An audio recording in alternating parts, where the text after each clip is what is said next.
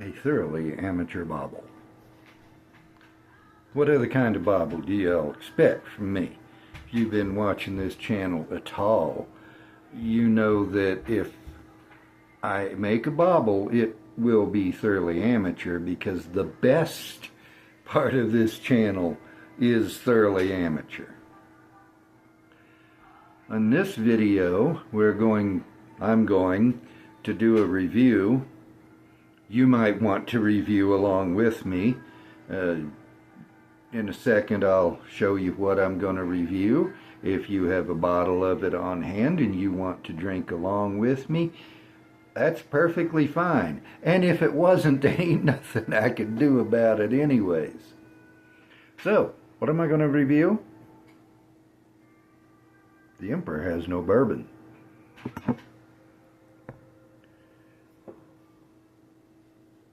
Going to review brown stuff.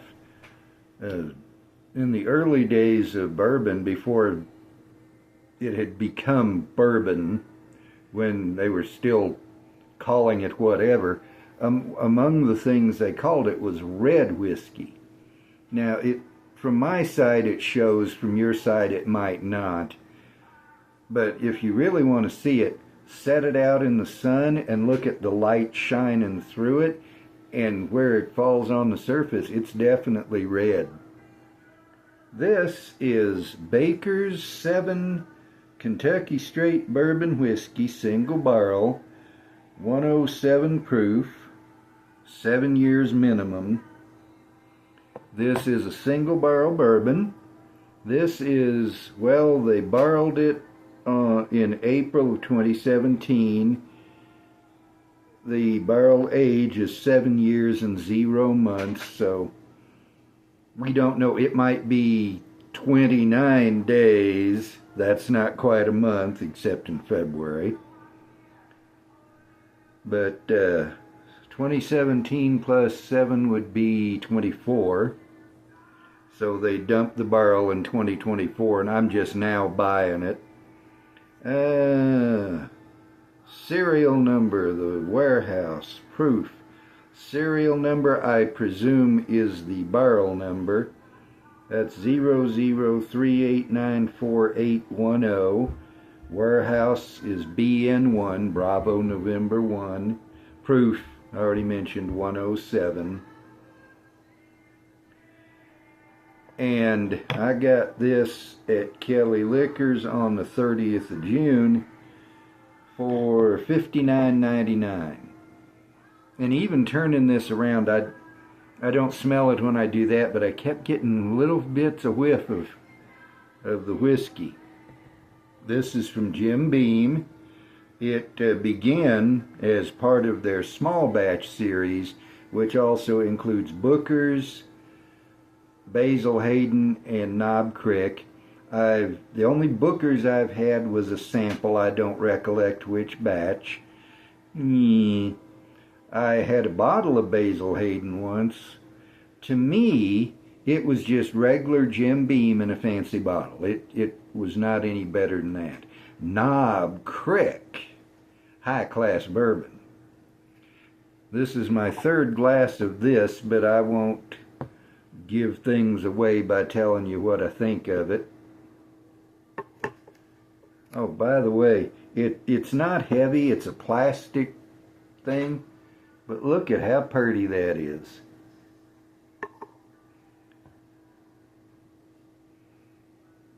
That's making me think of beer. Well, to properly nose it, we got to pour it.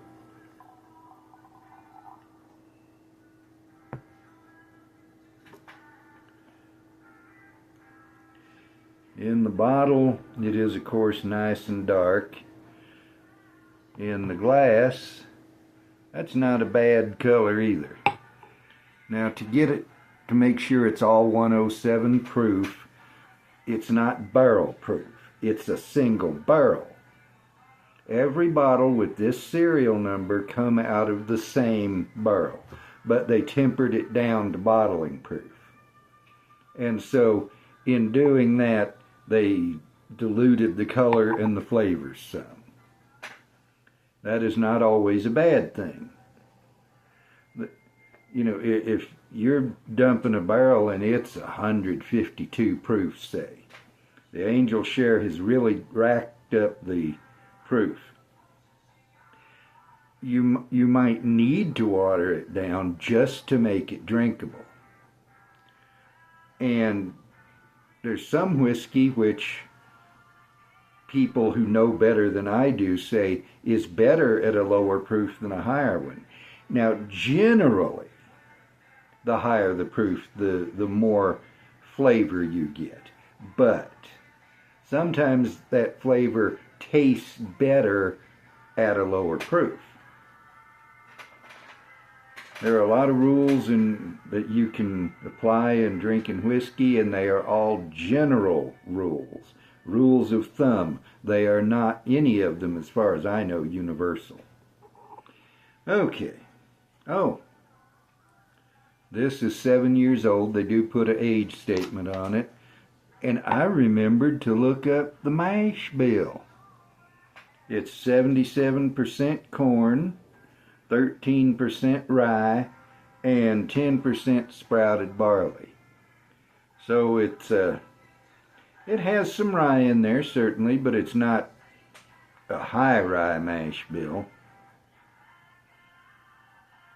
And just a couple of 3 days ago I recorded, as of this time I have not yet uploaded it, but I recorded a video, a review of Larceny Barrel Proof Batch C922, and now I'm doing this, and what reminded me of that was I got the alcohol spike in my nose.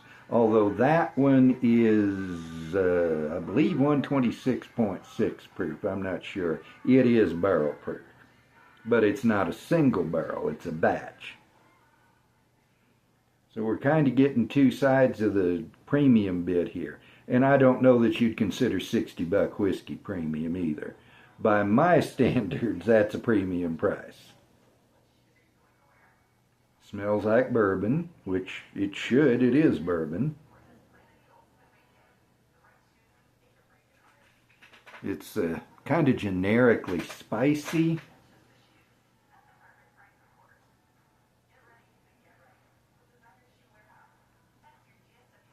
There's something in there. It's either floral or fruity, and I'm not certain which.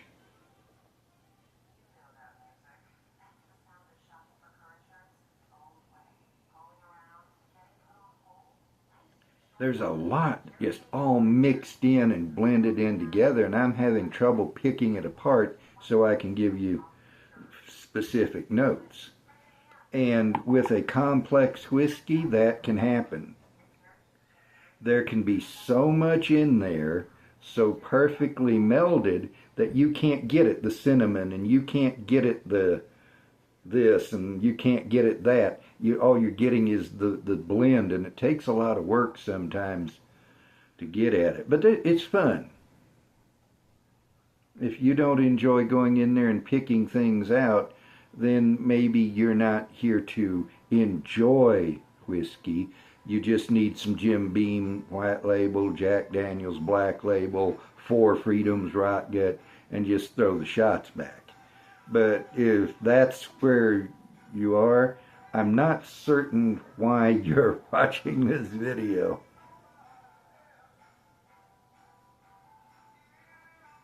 Let me try something here. When I do this, just a quick sniff as the glass gets there and then pull the glass away, I'm getting a lot of cinnamon and brown sugar. When I actually nose it, I'm not.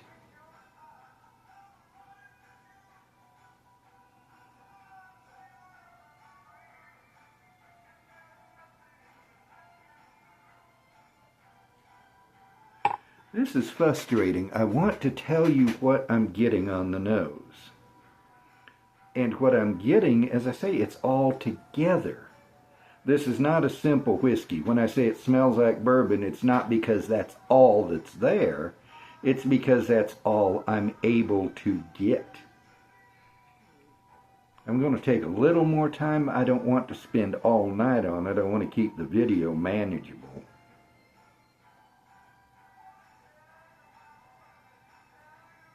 almost got some eucalyptus in there, and I don't get that from anything but wheat, and not always from wheat. So I don't know what's going on. There might be a tad bit of honey in there.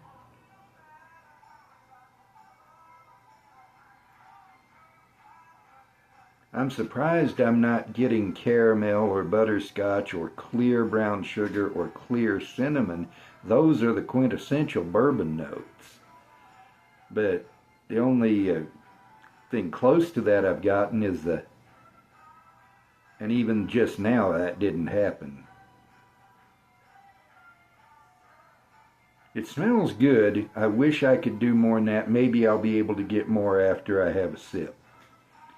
And this is my first whiskey of the night, by the way, so let me have a drink of Coke first.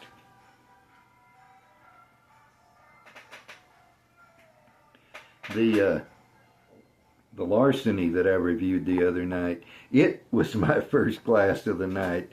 I don't normally do that, but when the rotation brings it up, I do. Yeah, same as always.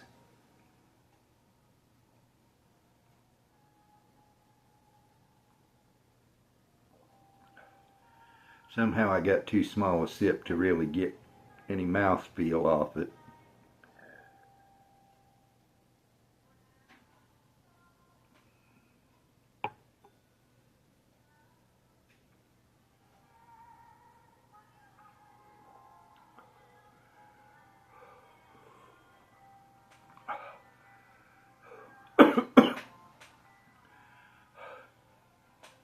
Ah, my tongue is more sensitive lately to the sting of alcohol than it used to be. I don't know why. And I was breathing in and out to cool it, and I breathed in a little much, and the alcohol vapor hit me right in here. Like to choke me. But the mouthfeel, I was able to get that. Mouthfeel is about what you'd expect from 107 proof whiskey, which isn't particularly high. I've got a nice hug, by the way, going on. It could be 900 degrees out and I would still enjoy a good hug. Just like in the dead of winter, I still freeze my water bottle and take it to work as ice. But the mouthfeel is not. It's what you'd expect from 107. It's not higher, it's not better, but it's not worse either. It's what you. This is like the fourth time I've said it. What you would expect from a 107 proof whiskey. Definitely something floral in there. I've determined that now. It's not any specific flower. It's not calling anything particular to mind. And I'm not a big flower guy, so it might be something specific that I just can't recognize. Allergies. They don't hit me as hard as they used to since I've been on my heart and blood pressure medication, but they're still there.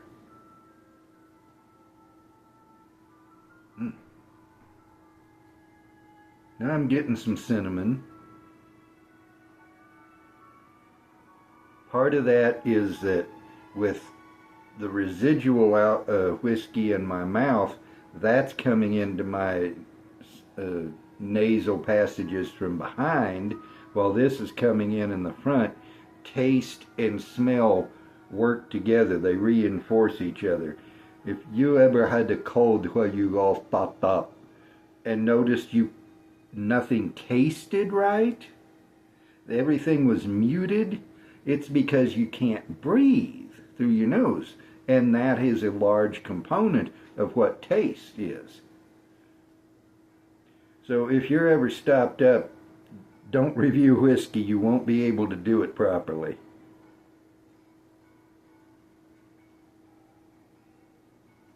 Might be getting something woody.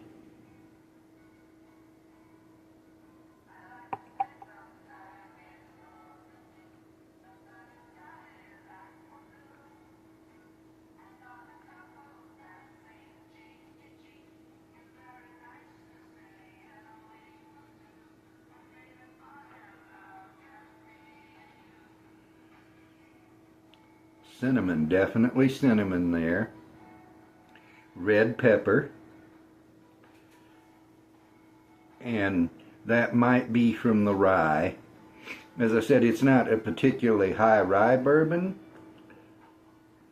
but sometimes it doesn't have to be a high rye to spice me. Now, rye does not always give me spice.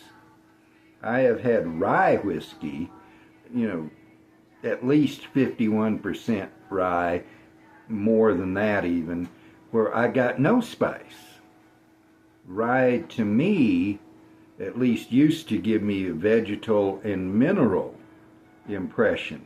The last couple of bottles of rye I had, I found my palate had moved way away from rye. I used to like some rye. This time, rye that I had loved before, I didn't like, so my palate's changing.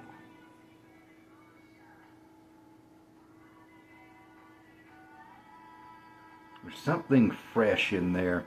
It's not a specific aroma, but it makes me think of a summer meadow in the morning, or maybe fresh cut alfalfa.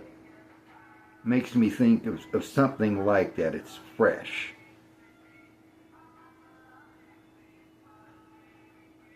And there's something almost meaty sliding in underneath. I believe that's what they call umami. Me no speak Japanese. And of course that wasn't even an attempt at imitating a Japanese person. I wouldn't know how. I imitate a Korean pretty good. This is a glass of whiskey. This is a buki. Bottle whiskey. I've been married to a Korean for 47 years whose English is not fluent. So we learn how to talk together. You want to go store? Nah. Okay, 갑시다. And when I'm talking to her, I fall into it naturally. It's not coming out naturally now, so you're not really getting how it works. But when I do that, then my English is with a Korean accent. What little Korean I speak, just a few words and phrases, has a Korean accent. Okay, we're past 18 minutes. I need to get on with it.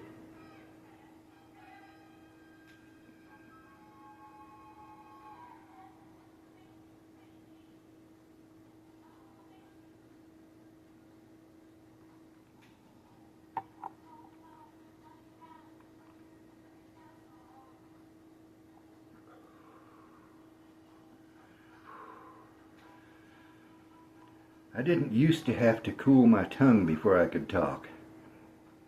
On that sip, I got honey, light honey, not anything dark and heavy, not cactus honey, say clover honey or alfalfa honey. And there was some cinnamon in there, almost like you'd mixed a little cinnamon in with the honey. There was some brown sugar. Again, we're getting some quintessential bourbon stuff in here now. I could keep working on it as far as the nose and the palate, but I have enough that I'm going to be able to evaluate it, so I'm going to move on to the finish.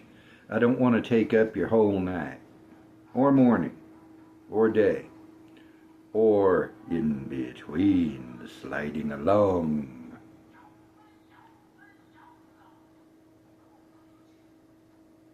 It does smell good and taste good, however much difficulty I'm having giving you a precise evaluation.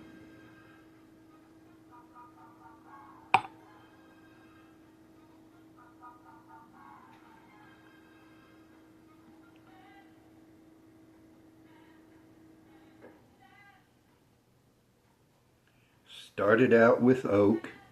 Nothing strong, just, I knew there was oak there, but it wasn't pushy.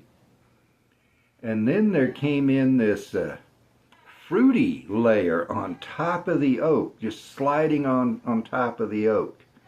And you understand, these are the impressions I'm getting. It's very subjective. It tasted to me like there was a layer of oak with the fruitiness sliding. That was not actually literally happening. And if you're new to whiskey, as you go along, you're going to find that no matter how hard you try to be precise, as I do, sometimes you're going to get into these descriptions rather than objective statements. You're going to be able to say, it reminds me of this, or it's sliding along, when it's not really doing any such thing. But that's what I was getting. I was getting the oak, the fruitiness sliding along. And as I've been talking, that fruitiness has slid away, and I'm left with oak coating my tongue. I can almost feel the texture of the oak. And again, not literally, but as my tongue moves, it feels like it has very finely divided oak dust on it. Maybe it's drying oak. I've only come across, and I can't remember what it was, but I've only come across one whiskey where the oakiness made my mouth feel dry. And I can't remember, it was recent, and I can't remember what it was. Very irritating, but what do I know? Don't answer that. That's TMI for me.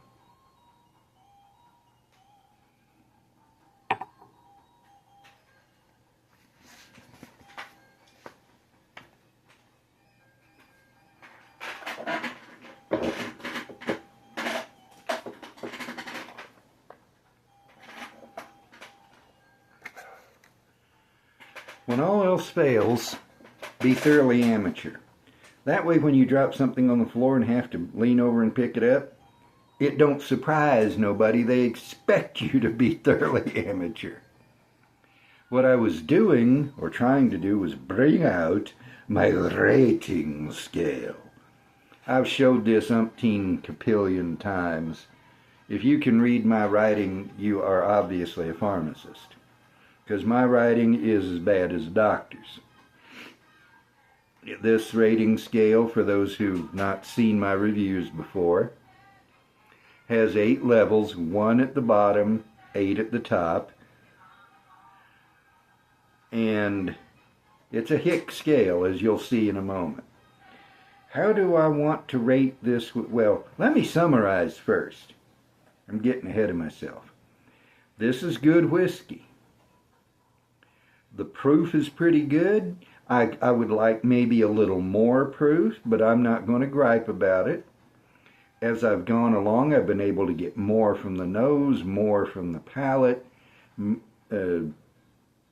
Finish, I always get less from the finish than I do from the palate, and less from the palate than I do from the nose. So I don't worry too much if I just get 1 or 2 notes on the finish.